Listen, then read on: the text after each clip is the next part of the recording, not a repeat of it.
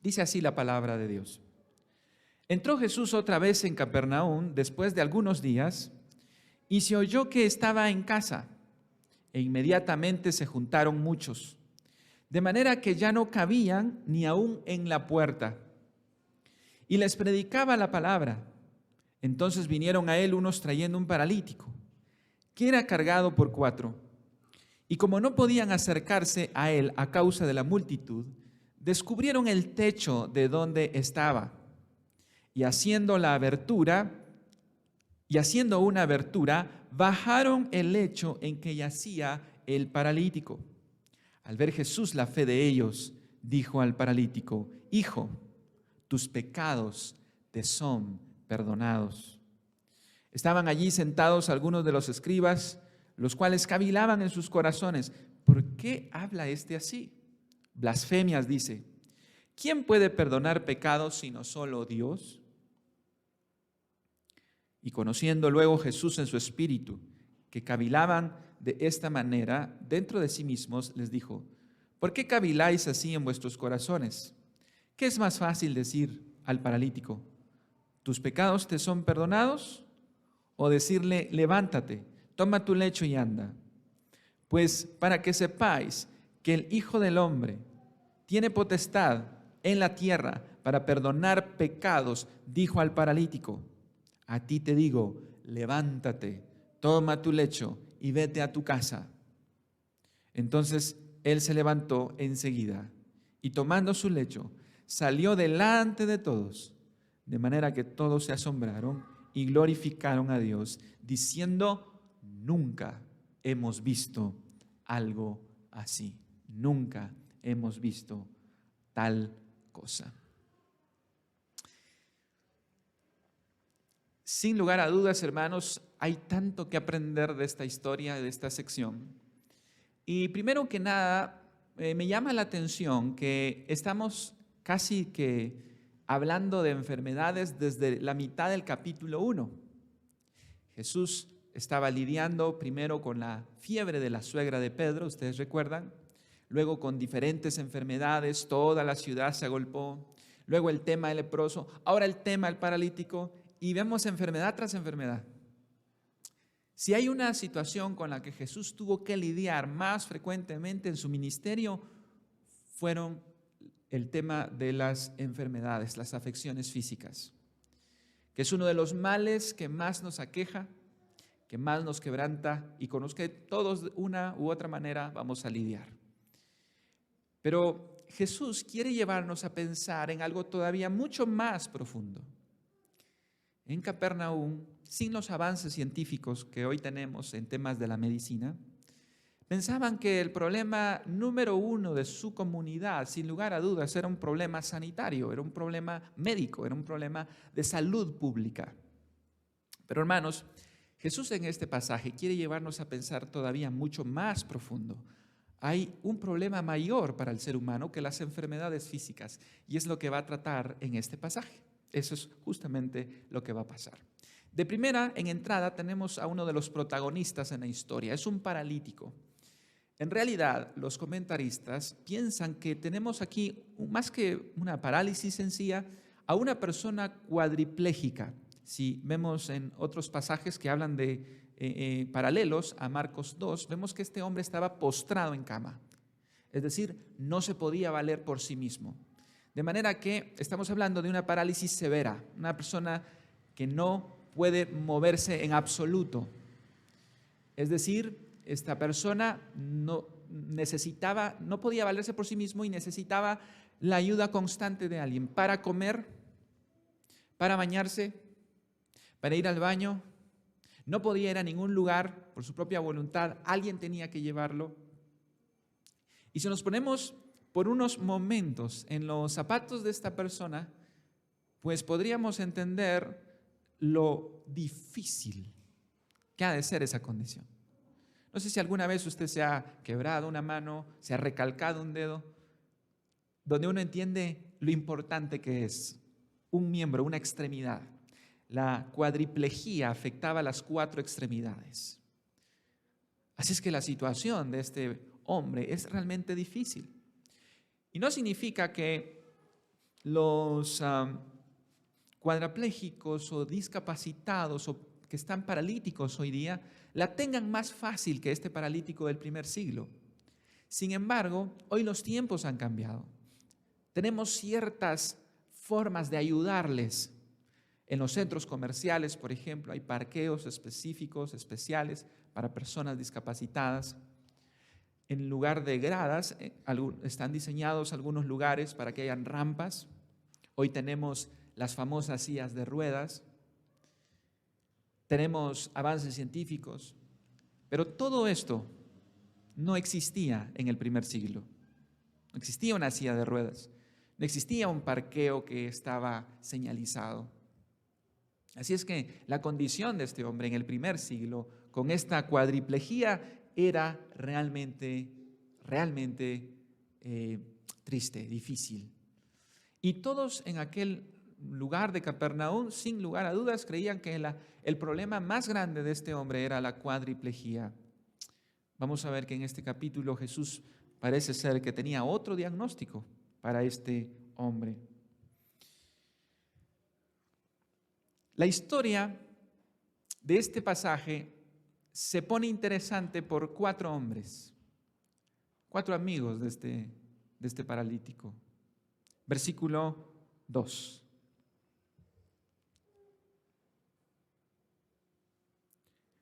E inmediatamente se juntaron muchos, de manera que ya no cabían ni aún en la puerta, y les predicaba la palabra. Entonces vinieron a él unos trayendo un paralítico que era cargado, ¿por cuántos dice? Por 4. Y es aquí donde la historia se empieza a poner interesante. Jesús está ahí en una casa, no sabemos específicamente en qué casa, en Capernaum. Toda la multitud. Ahora Jesús es una persona famosa. ¿Por culpa de quién? Del leproso. Jesús le dijo al leproso que no dijera nada. Y el leproso lo fue y lo publicó. Ahora Jesús ya no puede hacer su ministerio abiertamente porque la multitud estaba allí. Estos hombres se enteran de que Jesús está en la casa. Tienen una fe tan fuerte en Jesús que dicen, tenemos que llevarte ante Jesús. No sabemos, ¿verdad?, qué retos tuvieron o cómo se pusieron de acuerdo, pero cuando llegan ante Jesús se topan con una barrera humana que no los deja entrar. Toda la multitud está agolpada ahí queriendo escuchar. No estamos hablando, hermanos, de que era una multitud que simplemente estaba en la puerta, estaban casi que en la calle. Es decir, Jesús era un hombre tan famoso en este momento que toda la ciudad se agolpó. Era impenetrable esta muralla humana. Pensaba, hermanos, de entrada en este pasaje, ¿cuántas veces las multitudes son un estorbo para que la gente pueda conocer a Jesús? Pensaba, ¿no será que a veces la multitud de los evangélicos no dejan que los paralíticos puedan encontrarse con Jesús? Estos 4 tuvieron más fe que toda la multitud junta. Más bien, esta multitud está estorbando que los paralíticos puedan llegar ante la persona de Jesús. Yo preguntaba para mí mismo, ¿qué soy yo? ¿Soy multitud o soy de los 4? ¿Soy de la multitud que estorba, que a lo mejor otros ven a Cristo? ¿O soy de esos 4 que está trayendo paralíticos a Jesús? Esa es una pregunta muy interesante. Yo me pregunto, ¿soy yo de los que lleva gente a Jesús? ¿O soy yo de los que está ahí aglomerando para que nadie más pueda ver a Jesús? Qué interesante, hermanos. Porque estos 4 hicieron lo que toda esa multitud cómoda. ¿Sabe quién eran los primeros que estaban ahí en primera fila? Los fariseos. A los fariseos nunca les preocupó llevar paralíticos a Jesús. Les preocupaba su vida, les preocupaba a ellos mismos. Y creo que es una buena pregunta para nosotros. ¿Qué soy? ¿Soy multitud o soy de los 4? Bueno, estos 4 van allí, ven la multitud, ven que es imposible poder llegar a Jesús vía primer nivel, vía a tierra. Pero la fe sin obras, dice Santiago, es muerta. ¿Saben por qué decimos que estos hombres tenían fe? Porque no se rindieron. Hermanos, la fe no espera de brazos cruzados que todo caiga del cielo. No, la fe es acción. La fe sin obras es muerta. Así es que viendo una multitud tan grande, estos hombres no se van a dar por vencidos. Así es que van a idear un plan muy creativo, muy creativo. Las casas en Jerusalén eran casas que tenían una losa que se usaba en el segundo nivel para como especies de bodegas. Estas losas eran construidas de madera, barro, arcilla y ramas que formaban una especie de cobertor fuerte para proteger de la lluvia, del sol, etc. La gran mayoría de casas tenía una escalera exterior que servía para conectar los techos. Ellos, pues, dicen, si no podemos ir por acá, vamos a ir por arriba. Y se les ocurre, hermanos, la gran idea de abrir un hoyo en el techo. Ahora, pónganse a pensar un momento, no era la casa de ellos, ¿verdad? No era su casa. Tampoco iban a abrir un hoyo para ver a Jesús. Tenían que abrir un hoyo del tamaño de un paralítico para que entrara con todo y camilla. Iban a destruir ese techo para poder meter a este hombre. Díganme ustedes si no es un plan muy imprudente, muy creativo. La fe sin obras es muerta. Ellos estaban convencidos que el presente de este hombre dependía de presentarse ante Jesús. Que estar frente a Jesús, este hombre nunca más volvería a ser el mismo. Y solo necesitaban llevarlo y presentarlo ante Jesús. Así es que se arriesgan y rompen el techo para poder presentar a este paralítico ante Jesús. Pensaba, hermanos, en cómo las cosas han cambiado hoy en la iglesia. Parece que hoy en la iglesia importan más los techos que las personas, ¿no es cierto? Importa más la estructura que la gente. Importan más nuestros moldes, lo exterior. Hermanos, a Jesús no le importó el techo, a Jesús le importó la persona. Hermanos, no es más importante esto que vemos afuera que las personas. Y a veces, hermanos, la iglesia cuida más las instalaciones que a las personas. Y qué triste ver que hemos perdido el ser rompetechos con tal de llevar gente a la iglesia, con tal de llevar, no a la iglesia, a Cristo. Y yo creo que los primeros techos que debemos romper son los techos de nuestra mente, nuestra religiosidad, nuestro fariseísmo. Que no invitamos porque decimos, no le digo nada porque va a decir que no. ¿Ha traído usted paralíticos este año a la iglesia? ¿Qué techos tiene que romper? ¿El techo del orgullo? A veces no nos queremos humillar. El techo de la vergüenza, es que me da vergüenza invitarlos, van a burlarse de mí. No importa qué techos haya que romper, hermanos. Necesitamos ser de esos 4 que llevan personas. Hay personas que se han pasado años en la iglesia sin poder llevar ni un paralítico. Somos multitud muchas veces, pero para Jesús la persona importa más que el techo. Y él tuvo otra perspectiva. Otra perspectiva. Entonces llega, ahora imagínense ustedes el cuadro, hermanos, estas personas están rompiendo el techo, Jesús está enseñando y empieza a caer sobre el mismo Jesús polvo, tierra.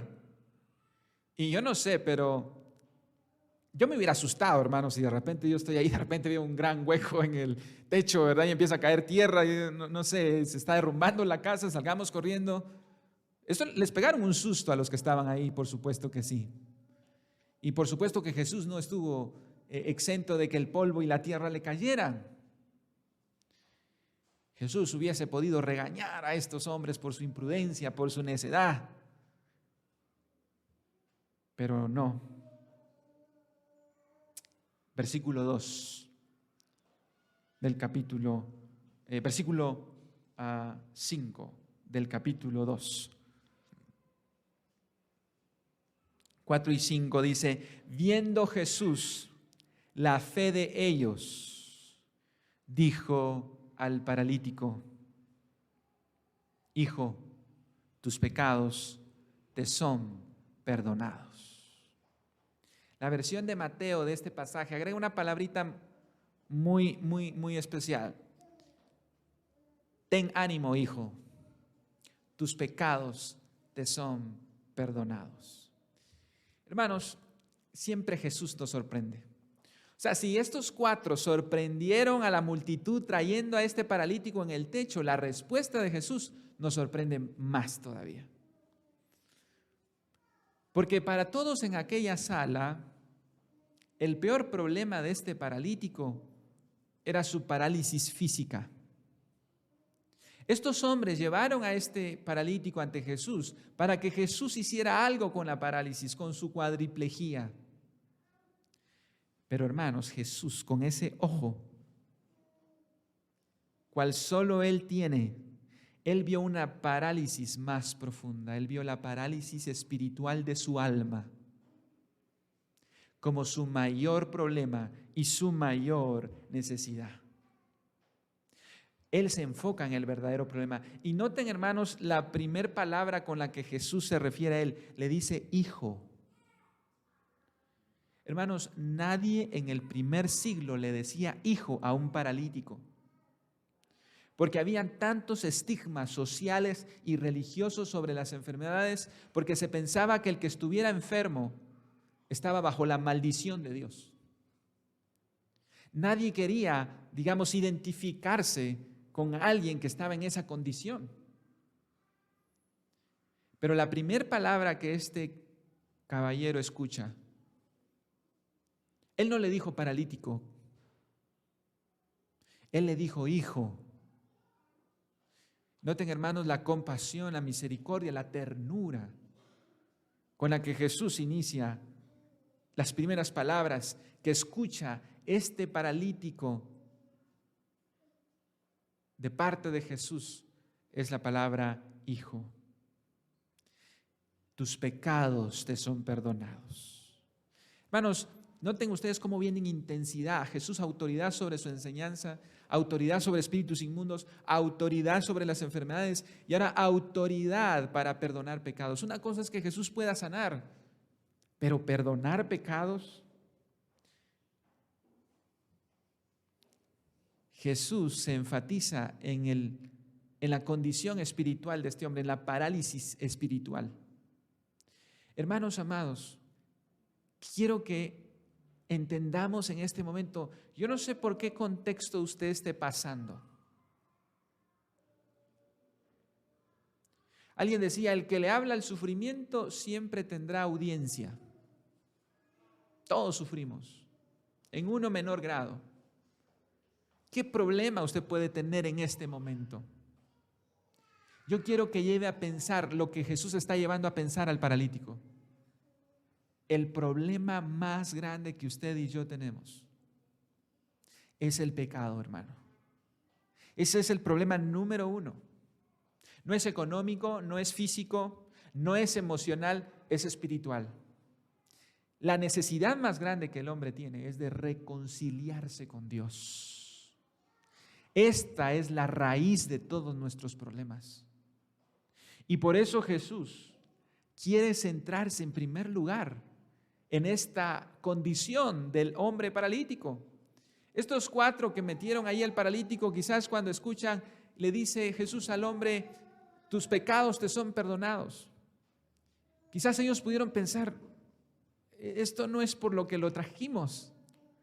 Él tiene un problema más serio, es que está paralítico. Jesús dice: no, el problema más serio de este hombre es su parálisis espiritual. El problema más grande que tenemos, hermanos, es que estamos tan paralíticos, tan inmóviles del alma, que a lo bueno nosotros le llamamos malo y a lo malo le llamamos bueno. El problema número uno no es material, es espiritual. Es que a lo amargo lo sentimos dulce y a lo dulce lo sentimos amargo. La pregunta es, hermanos, ¿acaso este hombre que está cuadripléjico es tan pecador como para que Jesús se enfoque en su pecado? ¿Pueden ustedes pensar, hermanos, lo limitado que estaba este hombre cuadripléjico para pecar? ¿Qué pecados no podía cometer siendo inmóvil? Pues aparentemente estaba muy limitado. Por ejemplo, no podía matar. ¿Cómo? No podía usar sus manos. No podía quizás adulterar. Quizás no podía codiciar a lo mejor los bienes del vecino porque estaba siempre en su casa. Parece ser que este hombre cuadripléjico no tenía muchas opciones para pecar. Pero hermanos, Jesús dice, tus pecados te son perdonados. Este hombre era tan pecador como todos nosotros. ¿Saben por qué, hermanos? Porque el pecado en la Biblia es un problema del corazón, no exterior. Para la religión, y especialmente para los fariseos, el pecado era una cuestión de acción, una cuestión de hacer. Para Jesús tiene que ver con el corazón, no solo con las acciones. De manera que Jesús explicó, recordarán ustedes, oísteis que fue dicho, no matarás. Pero yo os digo que cualquiera que se enoje contra su hermano ya ha cometido homicidio. Oísteis que fue dicho, no adulterarás. Pues yo os digo que cualquiera que mira a una mujer con lujuria ya adulteró en su corazón.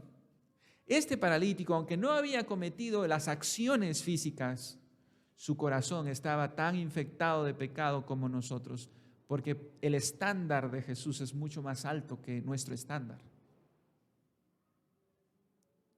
Y Jesús quiere llevarlo a pensar. Aunque estemos enfermos, paralíticos, la carne siempre tiene fuerzas para pecar. Siempre tiene fuerzas. Así es que la condición espiritual de este hombre era que era un pecador de corazón. Era un hombre caído, igual que nosotros, hermanos, que necesitamos la gracia y la redención de nuestro Señor. Piensen por un momento, hermanos, ¿qué hubiera pasado si las primeras palabras de Jesús para este hombre hubieran sido, toma tu lecho y anda, vete a tu casa? Y no hubiera tratado el problema espiritual. Hubiera dejado a este hombre en una terrible y lamentable condición, porque se hubiera ido contento físicamente, pero yendo rumbo a la condenación. Hermanos, Jesús es un médico excelente. Él nos da no lo que queremos, lo que necesitamos. Y Jesús le está dando a este hombre el regalo más grande, lo que él necesita, más que su sanidad física. Pero sabe que en la Biblia, en el Nuevo Testamento, hubieron personas que tristemente, hermanos, recibieron su sanidad física, pero no quisieron su sanidad espiritual. Se recuerda de los 10 leprosos. Lepra. Jesús no solo podía sanar un leproso, podía sanar 10 leprosos, podía sanar 100 leprosos, podía sanar 50 leprosos. Y sanó y les dijo que fueran al sacerdote y se presentaran y salieron corriendo felices, riéndose, diciendo, ¡ay, por fin soy sano! Y se fueron corriendo. Y dice la Biblia que solo uno regresó. Y Jesús, asombrado, en Lucas 17, Él le dice, ¿no eran 10 leprosos? ¿Dónde están los otros 9? Y le dice al leproso que regresó glorificando a Jesús, tu fe te ha salvado. Los otros 9 leprosos se fueron felices por haber alcanzado la sanidad física, pero perdiendo su alma. Hay personas que prefieren el beneficio físico que la relación con Dios. Hay personas que prefieren estar bien aquí y pasar mal el resto de su vida. Hermanos amados, luchemos por esa parálisis que hay en nosotros. Esa parálisis que nos hace ver lo de aquí y olvidamos lo de allá. Esa parálisis que nos hace pensar que los peores problemas son los físicos. No, hermanos, nuestro peor problema y lo más importante que usted debe cuidar es su relación con Dios, su comunión con Dios. Porque de ahí parte todo. Estos 10 leprosos, estos 9 leprosos se fueron contentos con su sanidad física y despreciaron lo más importante, que es el tema de la salud de su alma. De manera que Jesús está dándole aquí, hermanos, al paralítico no lo que quiere, sino lo que necesita realmente. Según Jesús, hermanos, en este pasaje, ninguna necesidad humana es más urgente que el perdón de pecados. Piensen cuál es su problema en este momento. Según Jesús, hermanos, no hay una necesidad más urgente que usted y yo que estemos a cuentas con el Señor. El perdón de nuestros pecados. Charles Swindoll, una frase que ya he mencionado anteriormente, pero que es tan importante. Charles Swindoll escribió lo siguiente: si nuestra mayor necesidad hubiese sido información, Dios nos hubiese enviado un educador. Si nuestra mayor necesidad hubiese sido tecnología, Dios nos hubiese enviado un científico. Si nuestra mayor necesidad hubiese sido dinero, Dios nos hubiese enviado un economista. Si nuestra mayor necesidad hubiese sido placer, Dios nos hubiese enviado un comediante.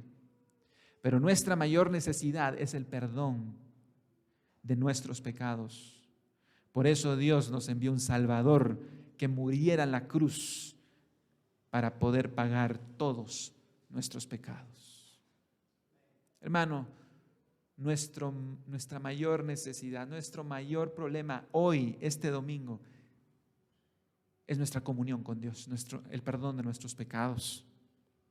David entendió muy bien eso, por eso antes David no veía que su mayor necesidad era el perdón. Hasta que se desvía y él escribe muchos salmos hablando del perdón, uno de ellos, Salmos 32, donde él dice: bienaventurado aquel cuya transgresión ha sido perdonada y cubierto su pecado. Bienaventurado al hombre a quien Jehová no culpa de iniquidad. Note que el texto no dice bienaventurado aquel cuya enfermedad ha sido sanada. La enfermedad número 1, la más difícil, es la enfermedad espiritual. Para Jesús lo espiritual es más importante que lo material. Pero estaban ahí pendientes de esta sanidad o de estas palabras de Jesús, más bien, los fariseos y escribas, quienes reaccionaron a lo que Jesús estaba diciendo, versículo 6, 7 y 8. Estaban allí sentados algunos de los escribas, los cuales cavilaban en sus corazones: ¿por qué habla este así? Blasfemias dice. ¿Quién puede perdonar pecados sino solo Dios? Y conociendo luego Jesús en su espíritu que cavilaban de esta manera, dentro de sí mismos les dijo: ¿por qué caviláis así en vuestros corazones? La pregunta de los fariseos, hermanos, era correcta. ¿Por qué éste habla así? ¿No es solo Dios el que puede perdonar pecados? Es verdad. Si Jesús hubiese sido un hombre común y corriente, estaba cometiendo una blasfemia.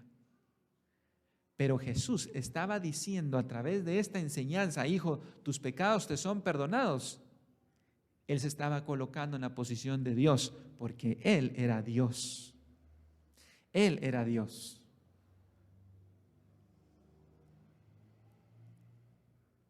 Ese mismo Dios que ha sido ofendido toda su vida,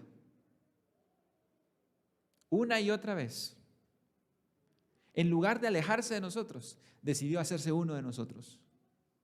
Cuando Jesús le dice al paralítico, ojo que nadie puede perdonar algo que no le han hecho a él mismo. Es decir, yo no puedo perdonar las ofensas que le han hecho a mi hermano, El único que puede perdonar es el que ha sido ofendido. Cuando Jesús dice, perdono, hijo, ten ánimo, tus pecados te son perdonados. Él está identificándose como Dios. Lo que Jesús le está diciendo, en otras palabras, al paralítico, hombre, hijo, todos los pecados que has cometido han sido contra mí. Han sido contra Jesús. Tus pecados te son perdonados. Entonces los fariseos obviamente dicen, esto es blasfemia. Y hermanos, esta acusación de blasfemia fue lo que llevó a Jesús a la cruz. Esto fue lo que hizo que Jesús fuera a la cruz. Lo acusaron de blasfemia, de decir que Él era Dios. Pero aquí está la autoridad de Jesús para perdonar pecados, porque Él es Dios. Por eso los espíritus obedecen, por eso las enfermedades desaparecen, por eso tiene autoridad en su enseñanza y por eso Él puede perdonar pecados. Y hermanos, la revelación que tenemos en el Nuevo Testamento es muy especial porque es Jesús el único que tiene autoridad para perdonar pecados. Hechos 4:12 dice, y en ningún otro hay salvación, porque no hay otro nombre bajo el cielo dado a los hombres en que podamos ser salvos. Muchas religiones pueden existir, pero Jesús dijo, yo soy el camino, la verdad y la vida, y nadie viene al Padre si no es por mí. Hay otros sistemas religiosos que dicen poder perdonar pecados, rezando 3 Aves Marías, orando 3 Padres Nuestros. Pensamos muchas veces que el perdonar pecados es una cuestión tan sencilla.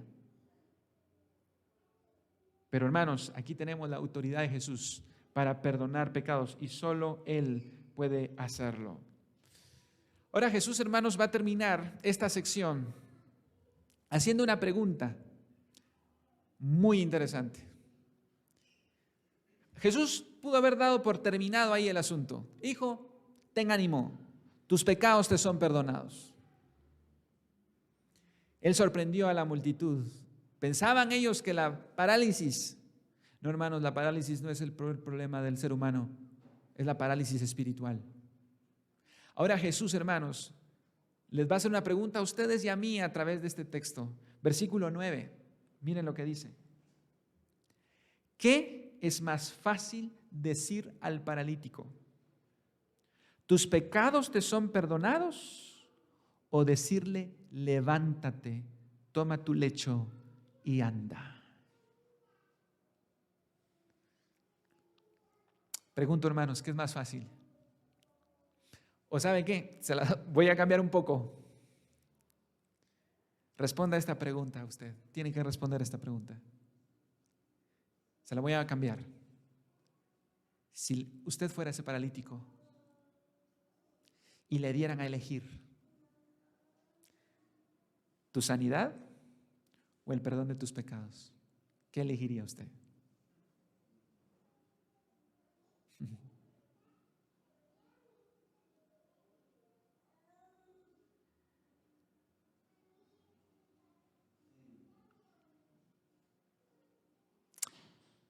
¿Su comunión con Dios o su bienestar físico?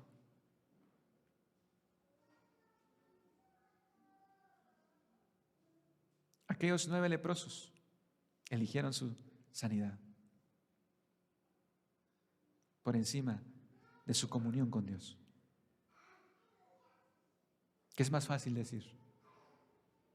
¿Dame sanidad o dame el perdón de mis pecados? ¿Qué pregunta, no? ¿Qué pregunta?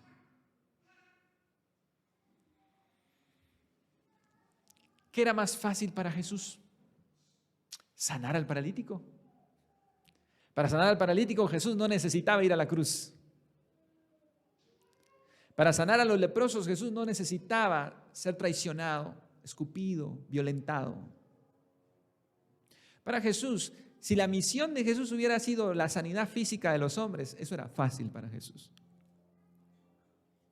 Pero Jesús venía a sanar nuestro interior. Eso le costaría todo a Jesús.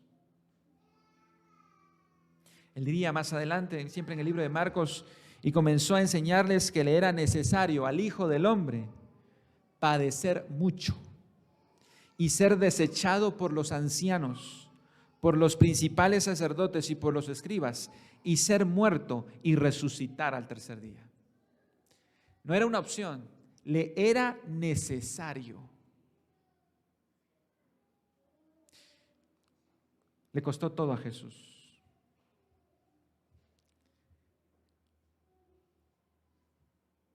Pero Jesús quiere hacer algo todavía con este hombre. Le ha dado ya el regalo más grande, hermanos. El regalo más grande que usted y yo podemos recibir es el perdón de nuestros pecados. No hay algo más grande. El que podamos tener la certeza de que al morir vamos a estar con el Señor. Vamos a estar con Él. Pero Jesús quiere hacer algo, versículo 10. Y con esto vamos a terminar. Pues para que sepáis que el Hijo del Hombre tiene potestad en la tierra para perdonar pecados, y de ahí el tema que estamos viendo, la autoridad de Jesús para perdonar pecados, dijo al paralítico: a ti te digo, levántate, toma tu lecho y vete a tu casa. Y el paralítico se levantó, hermanos, tomó su lecho y se fue a su casa. Este milagro Jesús lo hace, pero con el objetivo de probarle a su audiencia que Él tenía la autoridad para perdonar pecados. Hermanos, este último beneficio, esta bendición de la sanidad física, por más impresionante que fue, ver a un hombre cuadripléjico que está postrado en su cama, levantarse e irse, hermano, por más asombroso que fue, esa fue una bendición pasajera, momentánea y fugaz. ¿Sabe por qué? Porque en el momento que ese paralítico se paró, su cuerpo siguió descomponiéndose a la muerte. Todos los que fueron sanos por Jesús murieron. Por eso Jesús les decía, no se conformen con eso. No busquen eso, porque eso es momentáneo, pasajero. Lázaro, aún al cuarto día estar muerto, Jesús lo sacó del cementerio, se volvió a morir. ¿Por qué somos así? ¿Por qué nos gusta lo pasajero? Nos centramos en esto y no ponemos la mira en las cosas de arriba. Por eso lo primerito que Jesús le dijo fue: tus pecados te son perdonados. Jesús vio el problema más grande y le dio la bendición más grande. Usted y yo, por ese milagro de sanidad de la parálisis espiritual, vamos a ver a este paralítico en el cielo. Y lo tendremos ahí. Ay, tú fuiste. Sí, nosotros estudiamos Marcos capítulo 2, ¿verdad? Y va a estar allí. Pero no vamos a ver a los 9 leprosos que se sanaron.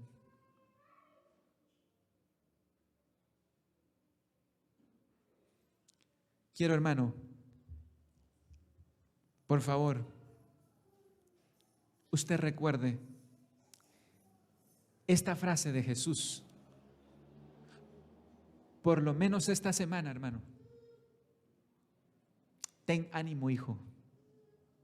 Tus pecados te son perdonados. Esa frase debería inspirar nuestros días. ¿Se quedó usted sin trabajo? Ten ánimo, hijo. Tus pecados han sido perdonados. Hay algo más grande para usted.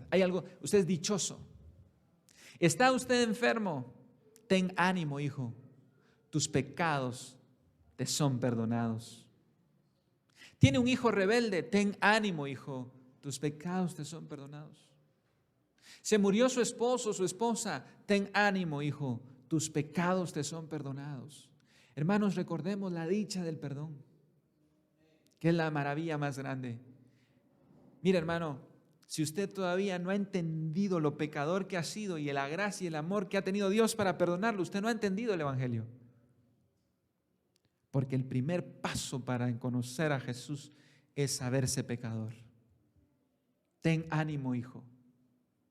tus pecados han sido perdonados. Había una tumba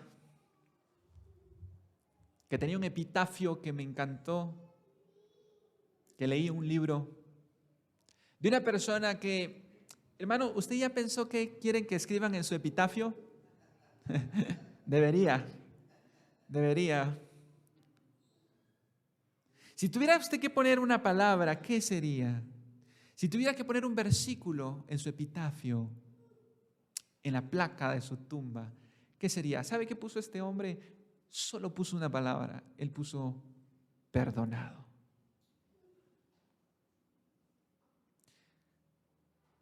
Este mundo se divide solamente en dos personas, los perdonados y los no perdonados. Perdonado o culpable. Solo dos hombres en este universo. Los que llevan el título perdonado y los que llevan el título culpable. Así es que si soy perdonado, no importa si estoy enfermo, no importa si tengo escasez económica, no importa que tenga esto, que tenga lo otro. El himno dice, estoy bien con mi Dios. De paz inundada mi alma esté. Estoy bien con mi Dios. Si eso no es suficiente, hermano, en su corazón hay ídolos más grandes. Debería ser nuestra comunión con Dios. Estoy bien con mi Dios. Lo que nos levante cada día. Así el mundo se nos caiga encima. Cántese himno, estoy bien con mi Dios, porque eso debe motivarnos. ¿Y sabe por qué? Jesús le dice a este hombre, hijo.